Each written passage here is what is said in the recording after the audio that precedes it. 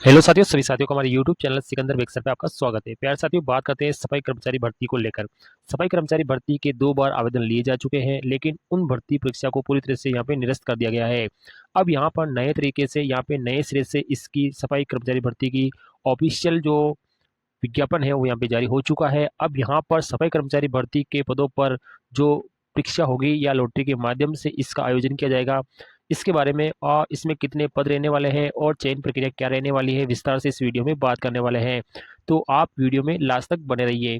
सफाई कर्मचारी भर्ती ये नगर पालिकाओं में या निकायवार होती है और यहाँ पर इस बार जो भर्ती में जो आवेदन लिए जा रहे हैं वो लगभग 23,820 पदों पर यहाँ पर लिए जाएंगे। कुल मिला के यहाँ पे 23,820 पदों पर ये भर्ती परीक्षा होने वाली है। अब इसमें जो भी योग्यतारी अभ्यर्थी है वो ऑनलाइन आवेदन कर सकता है। अब यहाँ पर से आवेदन की जो दिनांक है वो 7 अक्टूबर से रखी गई है। 7 अक्टूबर से लेकर आप 6 नवंबर तक आप इसमें ऑनलाइन आवेदन कर सकते हैं। इसके बाद में आप इसमें संशोधन का भी आपको यहाँ पे मौका दिया जा रहा है, आप संशोधन कर सकते हैं। तो ये पूरी प्रक्रिया ऑनलाइन रहने वाली है। आप बिना तिथि का इंतजार के ही आप इसमें आवेदन कर सकते हैं। आप आवेदन ई मित्र के माध्यम से कर सकते हैं और ई मित्र के माध्यम से जब आप आवेदन करेंगे तो इसमें ओटीआर होगा।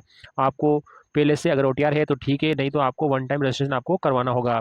लेकिन जब आप वन टाइम रजिस्ट्रेशन करवाए तो आपको अपने जन आधार के अंदर अपने नाम, पिता का नाम, खुद की जन्म तारीख सब कुछ आपको एडिटिंग करवा लेने हैं पहले से, क्योंकि आपको किसी प्रकार की कोई दिक्कत आपको देखने को नहीं मिलेगी। तो ये जो भी ऑनलाइन आवेदन का जो पूरा प्रोसेस है वो आपका ई मित्र के माध्यम से होने वाला है। तो आप ई मित्र पे जाके इसकी जो ऑफिशियल वेबसाइट है इससे आप इसका आवेदन कर सकते हैं।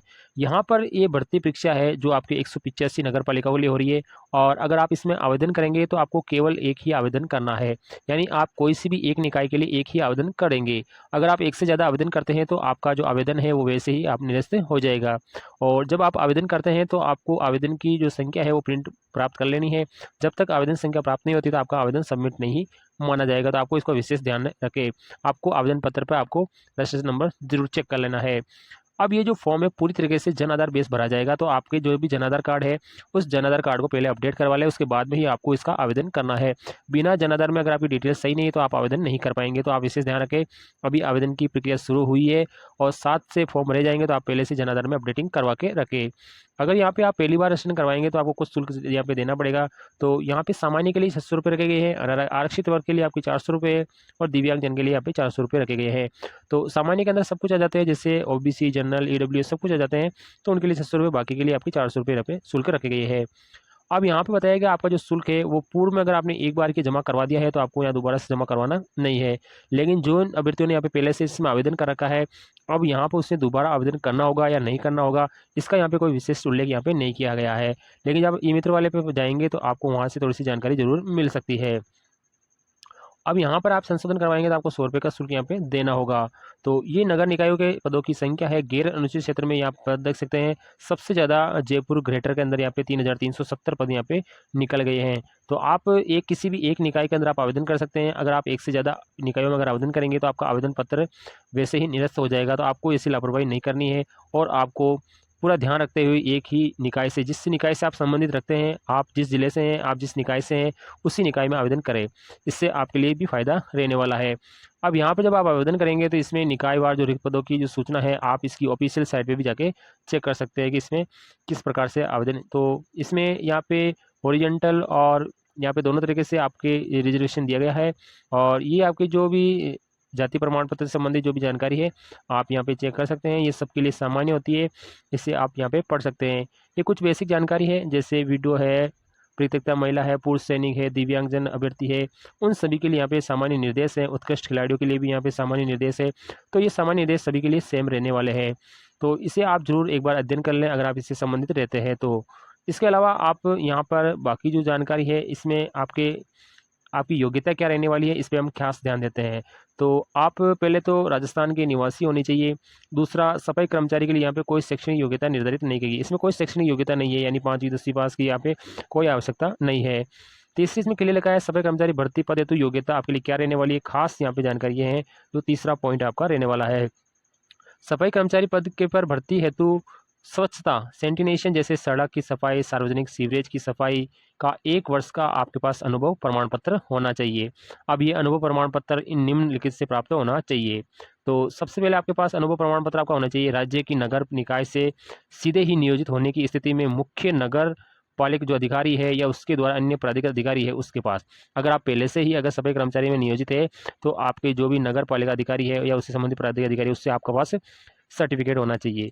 उसके बाद में दूसरा है, अगर आप किसी संवेदक के अंडर में है, कॉन्ट्रैक्टेड है या किसी संस्था के अंदर आप काम कर रहे हैं, उस स्थिति में आप यहाँ से उससे द्वारा ही आप अनुभव प्रमाण पत्र प्राप्त कर सकते हैं, जो कि संबंधित निकाय के वरिष्ठ प्रबंधक ठोस कचरा या मुख्य प्रबंधक ठोस कचरा द्वारा संबंधित दस्तावेजों के सत्यापन के उपरांत ही नगर पालिका या नगर परिषद के स्तर पर मुख्य नगर पालिका अधिकारी और नगर निगम के स्तर पर उपायुक्त या आयुक्त के द्वारा प्राधिकृत ऐसा अधिकारी जो उपयुक्त से निमंत्रण नहीं हो, वो इस पे प्रति हस्ताक्षर जरूर करेगा। यानी आप अगर ठेकेदार से या किसी संस्था के माध्यम से अगर प्रमाण पत्र बनवाते हैं तो उसके सभी दस्तावेजों की जांच होगी, उससे प्रति हस्ताक्षर भी यहाँ पे मेन अधिकारी के होंगे। तो ये आपको विशेष ध्यान रखना। अपना अनुभव प्रमाण पत्र का जो परफॉर्मा आप ये इस वेबसाइट से आप निकाल सकते हैं।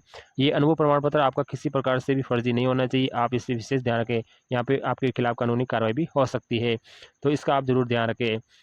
वेतनमान इसमें लेवल 1 रहने वाला है, लेवल 1 का वेतनमान इसमें मिलेगा। राष्ट्रीयता आपके पास ये जो आपको लिखी गई है ये आपके पास होनी चाहिए। और इसमें यहाँ पर जो आयु है यहाँ पे 1/1/2025 तक आपकी एज अगर 18 साल है हो रही है और अधिकतम 40 वर्ष नहीं हुआ है तो आप इसमें आवेदन कर सकते हैं। और अपर लिमिट के अंदर यहाँ पे कुछ छूट दी गई है, आप यहाँ पे छूट देख सकते हैं। सभी वर्गों के लिए अलग अलग छूट है, यहाँ पे सभी वर्गों की आप छूट को यहाँ पे चेक कर सकते हैं। अगर आप इसे संबंधित रखते हैं तो आपको इसकी छूट जरूर मिलेगी। अब यहाँ पर जो मेन बात आती है कि चयन प्रक्रिया क्या रहेगी, आपका चयन कैसे होगा। अगर आपने आवेदन कर दिया है, अब आपका चयन कैसे होगा। तो सफाई कर्मचारी पद पर चयन जो नगर निकायवार जो विज्ञापित पद होंगे उसमें जितने भी आवेदन प्राप्त होंगे उसमें से जो पात्र आवेदन होंगे उनकी एक लॉटरी निकाली जाएगी, यानी लॉटरी प्रक्रिया अपनाई जाएगी।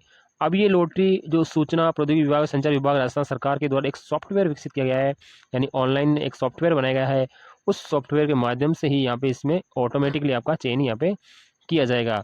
तो इसमें कोई घबराने वाली बात नहीं है, क्योंकि इसमें ऑनलाइन सॉफ्टवेयर के माध्यम से आपका चयन होगा। तो इसमें जो भी आपको पहले तो आपको पात्रता आपको सुनिश्चित कर लेनी है। ऑनलाइन आवेदन की दिनांक आप यहाँ पे फिर चेक कर सकते हैं, 7 अक्टूबर से लेकर 6 नवंबर तक आप इसमें ऑनलाइन आवेदन कर सकेंगे। उसके बाद में इसका आवेदन जो है वो पत्र की जो प्रक्रिया है वो बंद हो जाएगी। उसके बाद में आपसे कोई आवेदन यहाँ पे नहीं लिया जाएगा।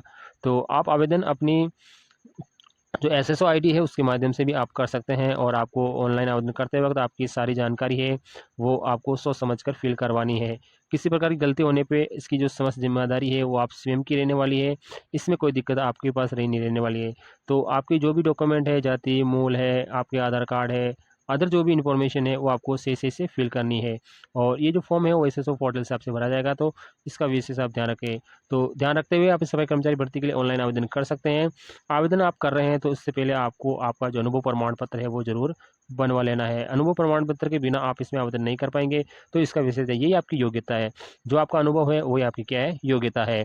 अगर आपके पास रजिस्टर्ड कम आपके जो अधिकारी से अगर आपके पास प्रमाण पत्र मिलेगा तो आपका जो आवेदन पत्र है वो वैलिड होगा और आपको लॉटरी प्रक्रिया में शामिल किया जाएगा, और ऑनलाइन लॉटरी निकाली जाएगी सॉफ्टवेयर के माध्यम से, तो आपका चयन जरूर होगा। तो ये राजस्थान की सबसे बड़ी भर्ती कही जा सकती है। लगभग यहाँ पे 23,850 पदों पे ये भर्ती होने जा रही है। तो इतने पदों पे भर्ती तो कभी हुई नहीं है सफाई कर्मचारियों की। तो आप निश्चिंत रहिए, और आप इसमें पात्रता रखते हैं तो आप इसमें जरूर कामयाब होंगे। वीडियो अच्छा लगे तो वीडियो को लाइक शेयर करें। थैंक यू, धन्यवाद।